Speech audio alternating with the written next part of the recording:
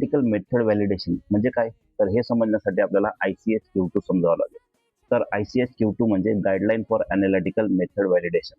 Analytical method validation हे pharmaceutical testing method accurate, reliable आणि consistent आहे का हे इन्शुअर करण्यासाठी वापरली जाते. ICH Q2 नुसार प्रत्येक मेथड व्हॅलिडेशन करताना खालील गोष्टी चेक केल्या जातात. जसं ॲक्युरसी म्हणजे रिझल्ट ट्रू व्हॅल्यू जवळ किती आहे.